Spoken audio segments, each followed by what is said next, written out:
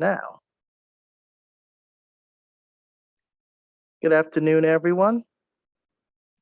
Thanks for joining us on our Friday forum today, October 29th, 2021, here virtually through the CUPS program, CUPS group, Ph.D. students here at UIC. Joining us today is Akira Drake Rodriguez, an assistant professor at the University of Pennsylvania Weitzman School of Design.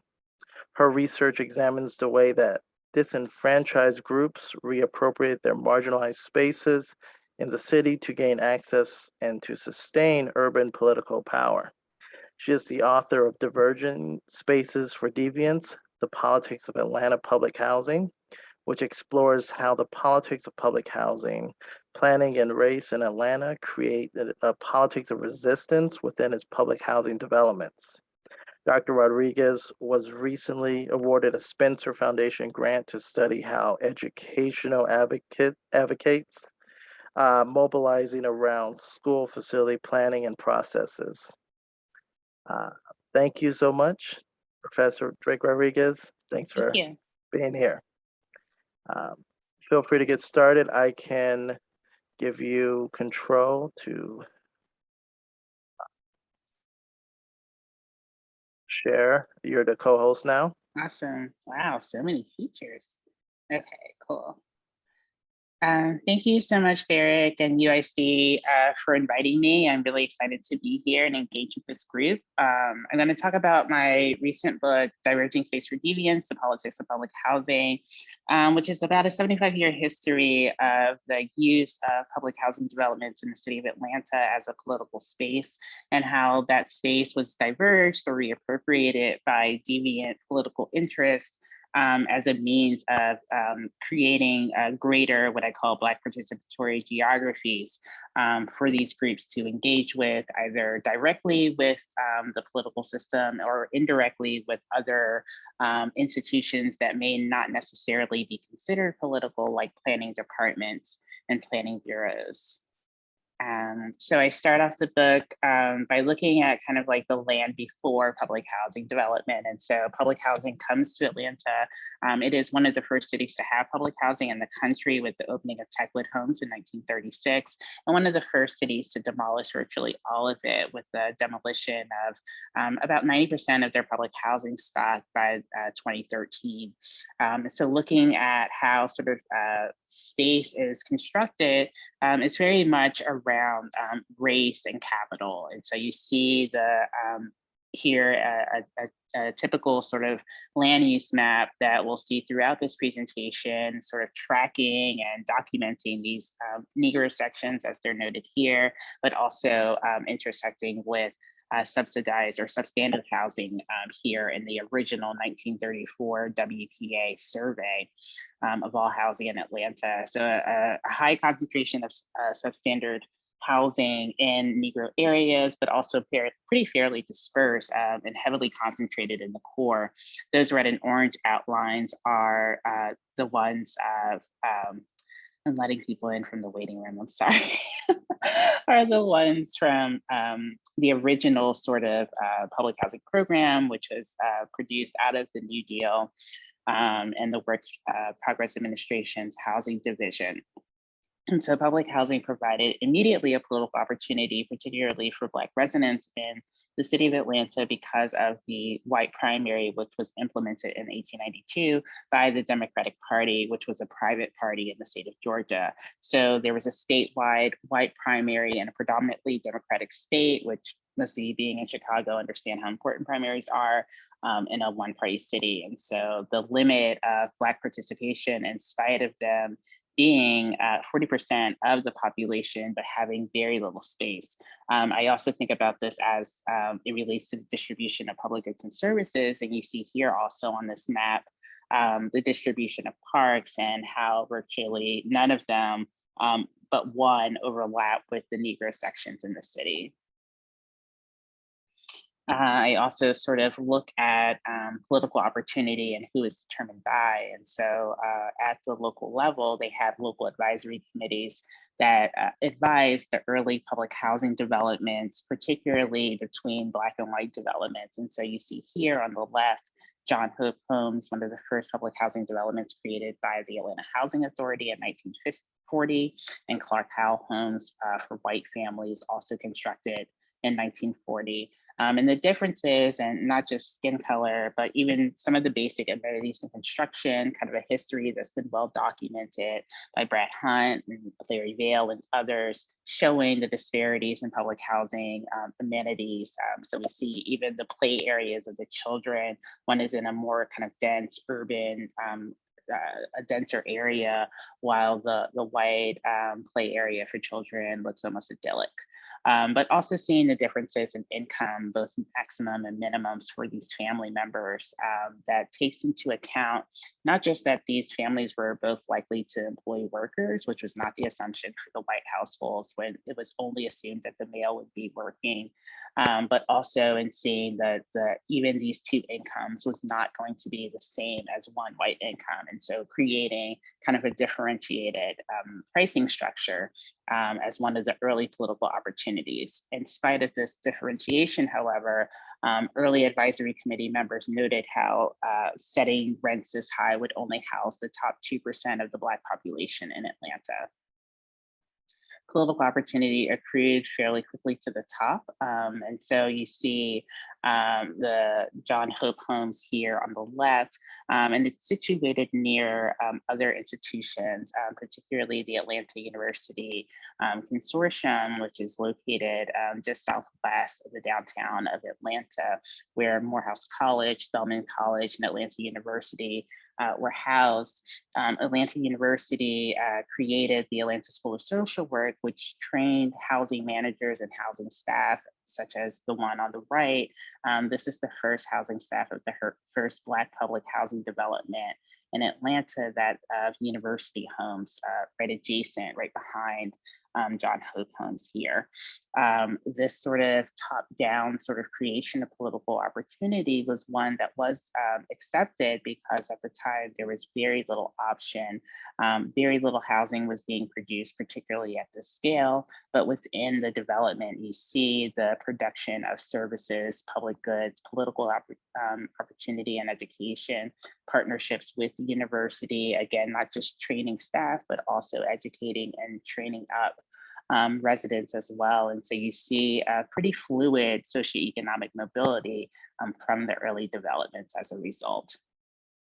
Although you see the end of the both the white primary and the end of things such as restrictive covenants and across the nation, Atlanta continues to sort of track race and use race as sort of a guiding logic for their planning of the city. And so the idea that Atlanta was considered the city too busy to hate by the 1960s, the reason for that was this stark and ingrained segregation. Again, unlike most cities, Atlanta differs because by the turn of the 20th century, it was already 40% Black because of its proximity to the slave-owning South, being a member of the Confederacy in the state of Georgia, relative to a place like Chicago and New York, where the Great Migration brings increasing numbers and proportions of the Black population, and public housing sort of creates this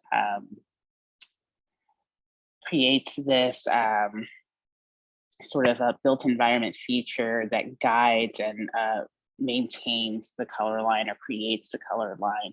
In Atlanta, they really had to construct public housing developments around existing dense Black areas. Some of the other political opportunities, again, speaks to the early mobility of public housing residents and their ability to buy private housing. Looking at a survey of University Homes residents from 1937 when it opened until about 1975, about 25% and as much as like 40% in the early decades of this public housing population moved out of public housing. So it was not always a place where residents were sort of stuck in place and concentrated for the underclass, but one that was reflective of actual mobility and opportunity like their white counterparts. In the upper left-hand corner, we have what is known as the Black Kitchen Cabinet, part of FDR's cabinet in the New Deal, including Mary McLeod Bethune here in the middle, and Charles Weaver, who's also the first, Robert Weaver, who was the first secretary for the Department of Housing and Urban Development in '68. So we see these sort of, again, Black elites that are accruing these benefits, particularly to not just the submerged middle class, as most of the New Deal was addressing, but also the submerged and unacknowledged working class. Other benefits that were really important both to elites, but even the working class of public housing developments was that of policing. And so after we see the Wagner Act of 1937, which creates a formal public housing program that most of us are familiar with the creation and allowance of local housing authorities as being in charge of the operations, there is a great concern from some of these early public housing residents who were under kind of like federal control as part of the PWA's housing division. And so they had kind of a different citizenship status as a result, and greater protections, which allowed them to gain benefits such as access to green space, but also access to resources like a recreation director and housing managers who were all considered federal employees. The fear was that when public housing developments went under local control, that they would also be subject to local prejudices. And so as early as 1940, you see residents writing to the housing authority and even all the way up to those who are running what is then the United States Housing Authority, asking for not just the preservation of Black housing managers, but also the creation and implementation of Black police officers because of this fear. With the end of the white primary in 1946, current and then the next mayor, William Hartsfield, hires the first 8 Black police officers in any Southern city. These police officers, which is very common of these concessions between the white power elite and the Black elite at the time, and what Stone later calls the urban regime, shows kind of like the limited power, and that these Black police officers were segregated into their own police station and also could not arrest white residents at all. And thinking about that sort of end of the white primary, there's also, again, this sort of rise and but also the fear of a Black vote. And so white primary is abolished in 1946 as a state Supreme Court ruling. And then in 1951, William Hartsfield proposes and successfully passes the Plan of Improvement, which increases the square mileage of Atlanta by 74 square miles and adds about 100,000 residents, predominantly white, in the northern suburbs. Part of this concession of sort of a land of improvement is, one, the response to this now 33% Black electorate that is now enfranchised in 1946, but also the tight pressures around housing for the Black community. And so this is something that the Black community wanted.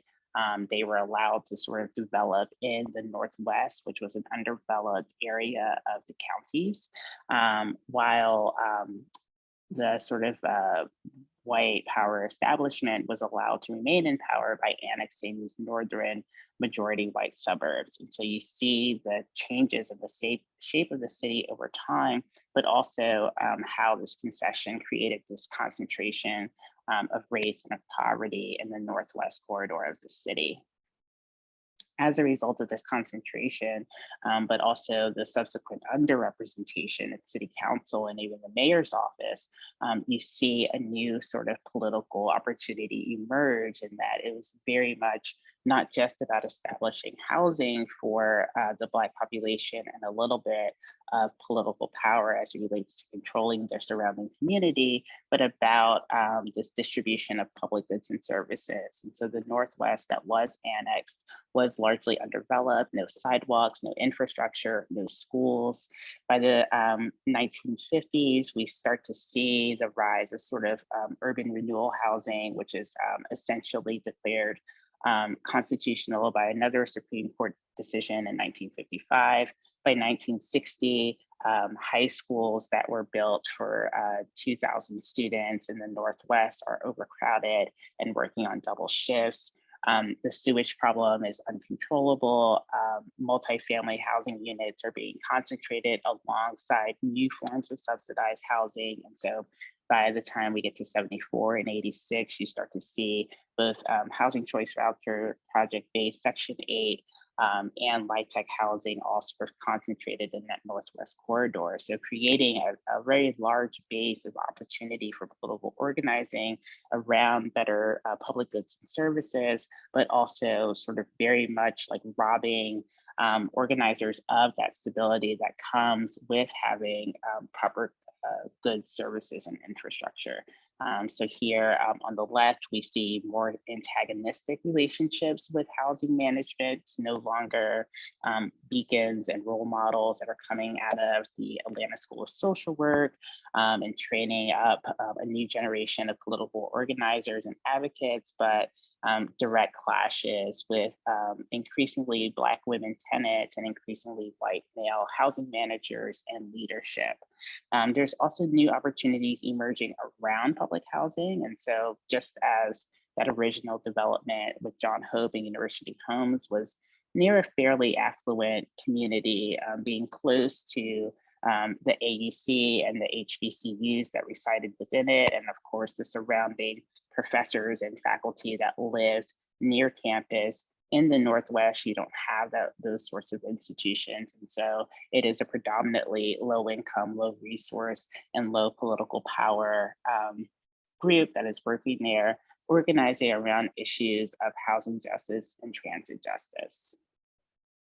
On the left, we have Mary Sanford, a 30-year president of a tenant association of one of the most populous public housing developments, Perry Homes in the Northwest, testifying at a MARTA meeting, which is the Metropolitan Atlanta Regional Transit Authority.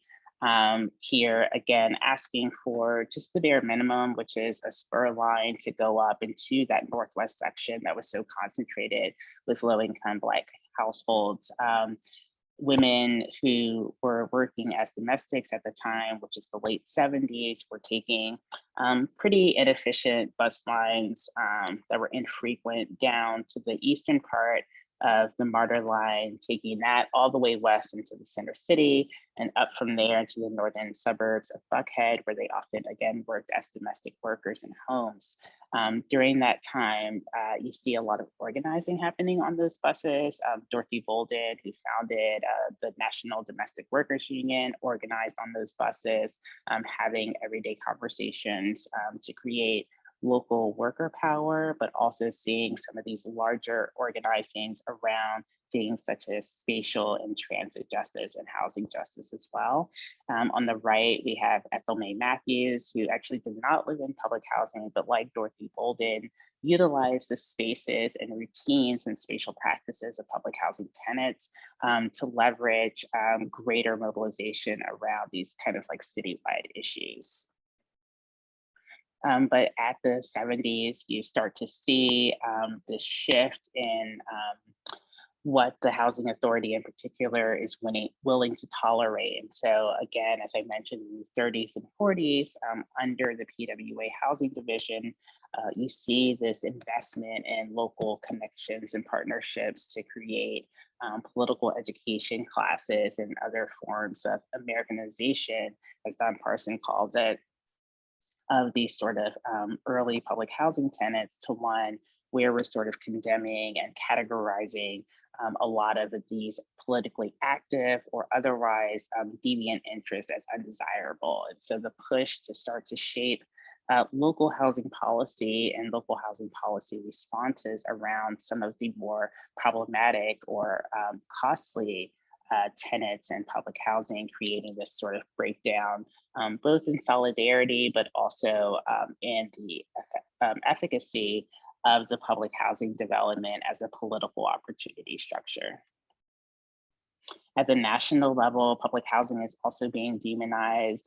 Here, an article in the Chicago Tribune talking about public housing as human file cabinets set to explode. And so the logics of the deconcentration of poverty and underclass narrative really starting to permeate into social policy, but also public housing policy. So seeing both at the local level how deviance is being constructed, but also at the national level as creating further limitations on the political opportunity structure. In 1982, you also have the occurrence of the Atlanta child murders, a set of disappearances and murders that happened between the years of 1979 and 1982. Most of the children were actually young adults and ranging, I think the age range was around 13 to 23 at the time. And very much this is what caused both a greater demonization of both public housing residents, but also the spaces of public housing. Up to a third of these victims were found in vacant or abandoned units in public housing developments. And as a result, we start to see some of that territorial stigma. And so there's actually a rejection of these victims and their mothers by dominant tenant leaders, creating one of the first early rifts within public housing communities and tenant organizers. What started off as sort of an inward look and kind of an abolitionist approach to dealing with this outside violence as related to the child murders eventually starts to come in the form of increased partnerships with the police. By the 1980s, early 1990s, the only real source of federal funding that is coming into public housing developments is that allows for greater investments in security and surveillance. And so the painting of house numbers on the roofs, the renovation of vacant units to house either police officers to live or mini precincts as they are called, are some of the only opportunities that are afforded. And you start to see increasing relationships between women in public housing and police officers. And this creates another sort of aura of mistrust within public housing and also kind of weakening the political opportunity structure. Also around the time of early 1980s, you start to see at this point, a lot of those in-town units, kind of the same ones that I showed you in the first map, around the kind of substandard housing areas that were constructed between the late 1930s and early 1940s, at this point are about 40-year-old buildings. And so the city, as we're in this sort of crisis, traditional urban crisis at the time where cities are facing decreasing budgets and revenues as a result of flight, residential and economic flight, you also see this need to sort of convert the tax losing properties of public housing into other more productive uses, even if they are still falling under public uses. And so expansions of transportation and commuter rail, expansion of convention centers, expansions of highways, the widening of the downtown connector are all sort of posited as future land uses for some of the oldest and at this point historically preserved public housing in the nation. This logic of turning public housing around is also taken up again by tenant leadership as you start to see the rise of what is known as resident management corporations, which began in the 1990s. Tenant leaders start to take on a lot of the logics of housing managers that is much more punitive, increasing surveillance and increasing evictions as a means of sort of creating better public housing for all. And so again, another sort of aggregation of political opportunity to those who are relatively at the top at the expense of these more sort of deviant perspectives at the bottom. In 1990, it's announced that Atlanta will host the 1996 Olympics. And again, we return to the map very similar to earlier versions of both places to target for redevelopment, for slum clearance, for urban renewal, and now for demolition.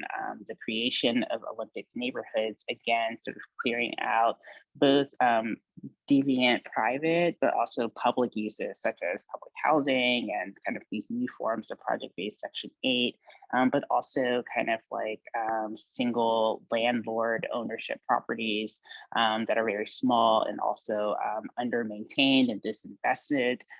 So while this again brings about a lot of fracturing and debate in the public housing community, as some were very much against the preservation of this sort of inhospitable and substandard housing that occurred within and around public housing developments.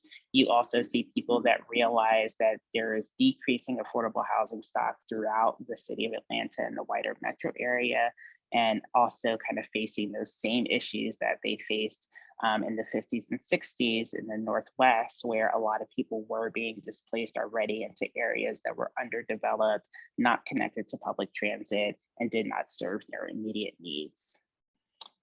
Here again, Ethel May Matthews on the left, still sort of fighting for public housing residents and protesting the awarding of the Olympics, the clearing of houses and the clearing of people and communities for temporary things like the stadiums, as well as the Olympic Village. And so while the Atlanta Olympics allegedly maintains the distinction as of being one of the earliest sort of profit generating Olympics in modern Olympic history, allegedly generating a profit of $3 billion. This obviously came an extreme cost to affordable housing stock and creates this sort of domino effect of destroying and demolishing up to, I believe, 7,900 units of public housing over the course of 20 years. A lot of this, again, connects to issues at the national level. And so this sort of local demolition program helps to sort of create the legitimacy of the Hope 6 program, which became a sort of national standard for well over a decade across the nation, demolishing thousands of units in the hope of stimulating private investment and mixed public-private development for mixed income, mixed use developments to replace, again, these sort of non-tax generating pure public housing properties. And again, thinking this is one of the articles that I saw that kind of inspired both the dissertation and later the book of looking at this sort of, again, this notion of what Larry Vail calls like these twice clear communities that are both seen as sort of a problem, but also a solution of the city and particularly of the city in crisis. But with the removal of public housing, in particular, public housing in the core, you see both the spread of rental housing into the wider metropolitan area of Atlanta here, work by Alora Raymond out of Georgia Tech, showing the kind of like overlapping concentrations, both of the Black population, which has shifted from that northwest quadrant of the city down to the southwest and southeast, but also the rise of evictions and single family rentals in the same areas.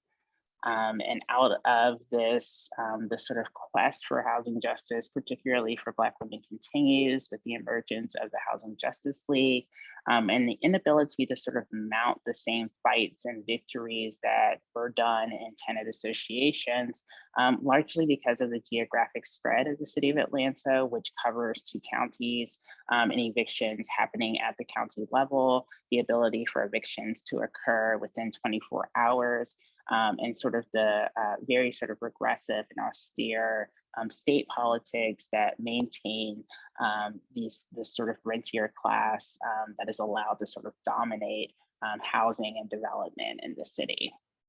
So that is the end of my presentation. I welcome questions. And Yeah, thank you so much. You know, amazing presentation. And I think all of us, especially all of us in Chicago, can really relate to the drastic change in the public housing space, the shifts in Black space in the city and greater region. If you have questions, feel free to message me in the chat just so we can keep an order of where people are. No one's messaged me yet, so the floor is open. I did want to ask, I had an initial question when I finished your book this summer I was really thinking about, like, so when the plan for transformation in Chicago happened and the space of those communities changed and a lot of Black people moved to other communities, new conflicts occurred. And I actually, have some lived experience in this in the community I lived in, where so you have people moving to new spaces and then conflicts over political power, community power, even gang violence and like that type of market power. What did you see really with, I guess, moving forward to the day now of LIHTC, Section 8 vouchers, housing choice vouchers, and moving forward, this contested space of Black people moving more than likely to other Black communities and now new conflicts? Yeah, sure. Those conflicts, I think, sort of get to like the very core root of like a longstanding problem in public housing policy, which is, I was just on like another call with someone who studies Chicago public housing actually, and like the issues of anti-Blackness and a lot of this decision making and a lot of in like the general policy structures. And so the need to sort of break down a non-heteronormative family structure and penalize people for that, the breaking down of multi-generational households, all of these things that are very rooted in sort of like Black traditions of not just, like, oh, we all like living in one giant house, but like also like we're all working actually. And like, this is the only housing we can afford that is close to our family and close to our networks and everything else. And so certainly I do think that these conflicts come with the kind of hoarding of opportunity. The same reason these conflicts emerge everywhere else is that we've made it really difficult to be Black in this country, to be like a non-white male. And so as a result, like your cost of living is higher, your time is worth less or worth more, and your resources are stretched thinner, right? And so your ability to sort of access resources often comes with one that you're not even deserving of these resources, right? And so Black people who feel like they've made it versus, someone who's placed there with a voucher, you start to see that resistance and you start to see those conflicts, which I don't see as any different than any other sort of like communal riots that we saw in the 1920s, where people are mixing for the first time and, it's clear that capital is leaving, right? So it's like, once you get here, this means that, oh crap, like the buses are gonna run slower, trash isn't gonna get picked up. And it just sort of like reinforces that like territorial stigma. And so I think these clashes will continue to happen as long as we're sort of pitting people against each other in this manner as it relates to these resources. Thank you. Janet? Hi, sorry, I was sort of slumping down here. Hi, Akira. Hi, Thank you Janet. so much. I really appreciate your talk. I'm sorry I joined in late. That was nothing personal. Building off of what you were just talking about, which I really appreciate, I think I'd like to hear a little bit of your thoughts as researchers who look at public housing, how much we contribute to and reinforce some of those viewpoints. I'm thinking about this because, when the height of public housing redevelopment was occurring in the early 2000s, there was a lot of controversy around, is it race or is it class? And so, and then I see it percolating up again in some of the discussions. And I feel like we never resolved it in the first place. And I'd just like to hear how you're thinking about it. If you are, because I feel we have a role in this and we have a responsibility to both challenge it. And, I know you're challenging it with your work and I try and challenge it with mine, but I also kind of, I think the apparatus of research around public housing is still not there. I'll just fraught with fraught with interesting tensions. Yes. Yeah, I agree. And again, like kind of just had this conversation and one that comes up a lot is that to me it's kind of like who you listen to. Yeah. And I don't know, I still don't have good answers to that. The people who want to talk the most are usually the ones that have really interesting takes, right? And so they're either like very much for public housing and see it as something that is an entitlement, it should be for everyone, but also not those guys and not those people and not those people. And a lot of that is rooted in like their structure and their environment. Like it's hard to like raise a socialist in this country. So it was like hard. It was, yeah, I mean, like it was hard to like find people that were really down for public housing as like a theory, which is where I feel like I live, right? Like, yeah, public housing for everyone. Like I've never lived in public housing. Like this is ridiculous for me to be like a FIMBY when like I've not lived that experience. And like so many of the people that I talk to are like, yeah, it's nice, but it's not awesome, right? Like, Right. you know, like subsidized housing is great, but like also like I can't like get groceries the way I want to. And like it's not always safe for me to go outside and like we're not getting those resources. And so we continue, you know, to want to preserve something that was maybe like not so great to begin with. And it's also like that temporality issue, right? Like we just tell them, wait until public housing gets invested in and you'll be fine. And it's like, yeah, I lived here for 30 years. And like, again, like I cannot like get out of this space. And like, I don't have a choice. And so I think like there's a lot of like tension between like time and also like material needs and like, you know, people should want nice, if someone wants to live in a single family house, after living in public housing for 30 years, I can't tell them, okay, but in long term, in the grand scheme of things, like it seems ridiculous. So it's really hard. You know, again, these are things that like we reify, but also like this sort of like looking at this like infrastructure bill, like what are we doing here? Like we're fighting over pennies for housing, right? We're like, oh, it has to go into vouchers. Oh, it has to go into housing trust. Oh, it has to, and we're like fighting over like $100 billion. Like it's nothing. It's just like, I don't know, I see this like, and now I'm like fully studying public schools and it's the exact same thing. It's the exact same tensions. And it's like so frustrating. You know this, you do schools thing too. It's like so frustrating because it's like you have this ideal of the public goods and it's like never actually worked. And it's like, okay, so what are we doing? Like, should we keep fighting for this and hoping that it suddenly becomes better under Biden? Like no shade to Biden, but like, you know, like this is kind of a rotten system and I'm not quite sure how to like preserve something that I know is rotten because theoretically it is the best solution, in my opinion, as a researcher. So yeah, I definitely think we reify it, but it's not like we're getting a lot of resistance or like alternative visions that again, like for a researcher, we have to like generalize and scale. And so we may get like a really good example, your Dudley Streets, your community land trust or whatever. And then like, that's it. It's like a couple blocks. So I have no answer for your question, but no, you're pointing to a problem. Yeah, right. In terms of evidence. And I guess I just wanted to comment back, if you don't mind for a minute, because I think the evidence is what we're always looking for, because conceptual doesn't sell, right? Yeah. But also we do have to be respectful and mindful. Like I can think of a public housing resident that I knew for many years. She relocated out of Cabrini Green, came back and moved into the new mixed income housing. And when she did, even when she was still living at Cabrini Green and they'd built across the street the new shopping mall, she's like, you know what, I like the Starbucks. She goes, I know it's a sign of gentrification, but I like a latte every now and then. Who doesn't?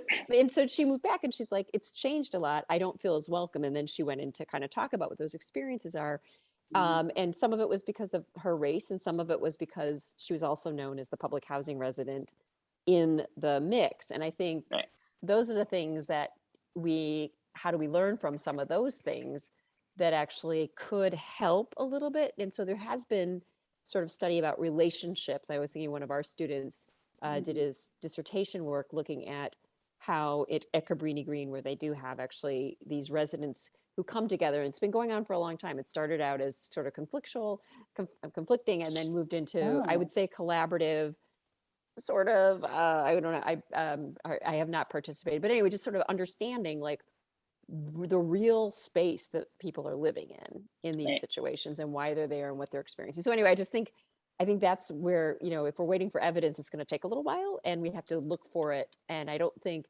some of the studies maybe on mixed income housing, and I could have a larger discussion with you. And I love all the researchers who are doing that work. I don't think we've quite gotten into the kind of the real conversation, the soul of how that works. Right. And I don't know if I could. I'm not saying it could. It's easy to be an armchair researcher and be critical, right? But to really understand what it means at the individual level. Yeah, so.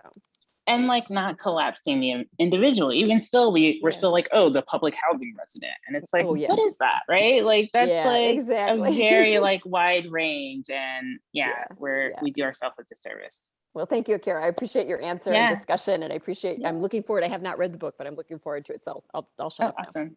Thanks. No, please. Thank you. Thanks. Amanda? Hey, thanks, and thanks for joining us today. Yeah. Great talk. Mine is a little different, but you mentioned in your talk, you said, it was your dissertation and then your book.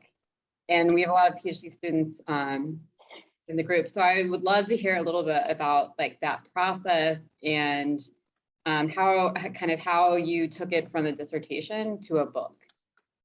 Sure. One of the few times you'll ever hear me say, I'm so glad no one hired me because I had more than a tenure clock to write a book. Because it's really hard to do on a tenure clock. I got a contract and I followed an editor who I had heard was good and would get the work that I was doing. And so it's nice to have people who believe in your work who are not related to you or on your committee. But it was a long process, and I'm glad it was a long process. The archive that I used predominantly for the book was being constructed as I was doing research, and so there was always like new things to find. But it's tough if you're on a tenure clock because those are real life tensions. And now like the market is so ridiculous that you need like 2 articles to get out on the market. What?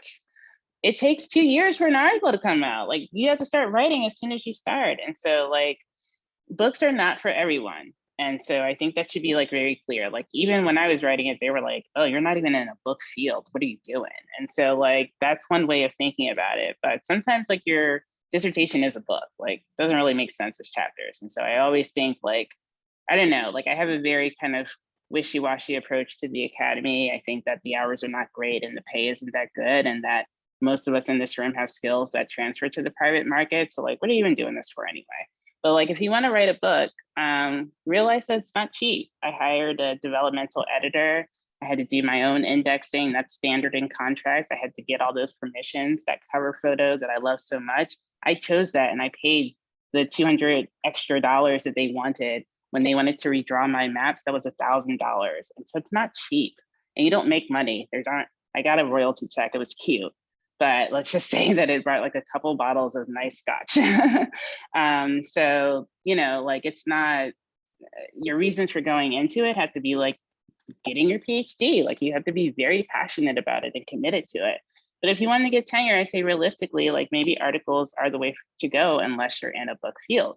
But I had the benefit of writing the book that I wanted to write because I didn't get a job.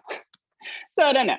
I have a job now and my book is out and I'm happy, even though there are still parts that I would have changed. But yeah, I definitely think like it's something that's possible. Write a proposal, there's 6 to 8 pages. You send it out to multiple publishers at one time. But it's not like you see in Publishers Weekly. It's not going to be a bidding war. It's not going to be 6-figure advance. There may not even be an advance. And so it is a field where my, people in my press were furloughed because of the pandemic.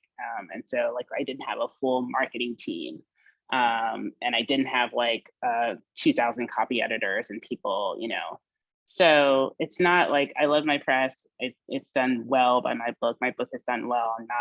There's no shade to UDA, but it's an interesting game. And so I definitely think people should be prepared to know that like your PhD program, it's an investment that you may personally have to make.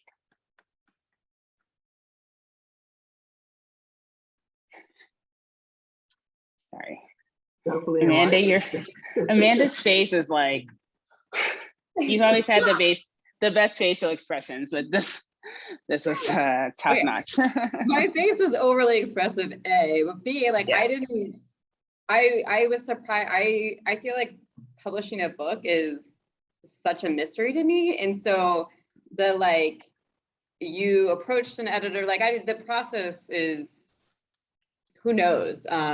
So like, I've never even thought about like, how do you identify a good editor to work with, copy editing or working.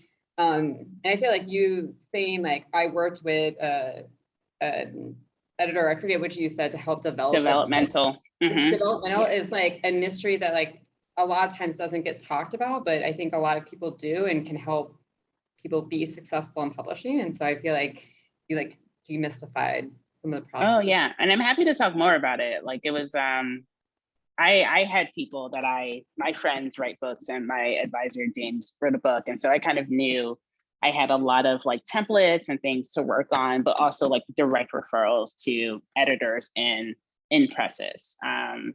And so yeah, I mean, to me, it was about who was passionate and who got the project and wouldn't push back. No notes.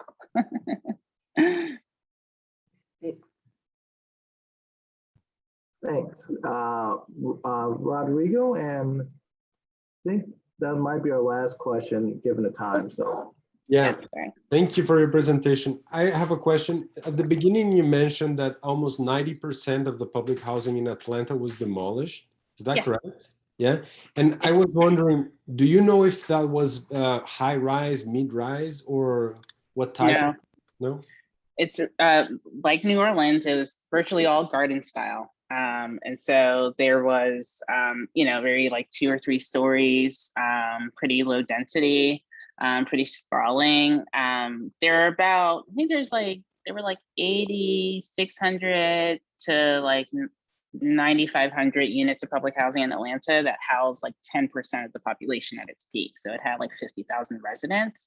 And so taking it down was very much like an aggressive removal of like, clearly like a key component of the housing market. And so we've seen like with foreclosures and evictions, as noted, that it's had this like ongoing ripple effect of really just like making it difficult to live in Atlanta if you don't have a steady income. And so like when I talk to women now that look for housing, particularly because of the rise of evictions, they expect to be homeless during their housing search because it can take 6 to 9 months between evictions and background checks and kind of like getting ripped off by landlords. And so that to me was like another kind of like, oh my gosh, like to build in that like I'm like living on my sister's couch with my kids for 6 months into your housing search, to me is just like, again, like something that we need to connect in our policy, because it's just like something that is an experience that is like very like endemic, but is like totally ignored. Like, where do you go for that sort of voucher, particularly with like the end of rental assistance and everything that came out of COVID? All right, thank you. Yeah, thank you. Oh, okay, if there's no other questions, I would like to thank Akira for her time, presentation, Thank you. and definitely real comments about a lot of things. And I'm going to stop the recording here. Thank you so much. Yeah, thank you. Thank you all so much. Such a great audience, and I appreciate you coming out on a Friday afternoon. So hope everyone has a great weekend, and feel free to email me, particularly, about anything, but I'm happy to talk about publishing as well. I don't want to be discouraging.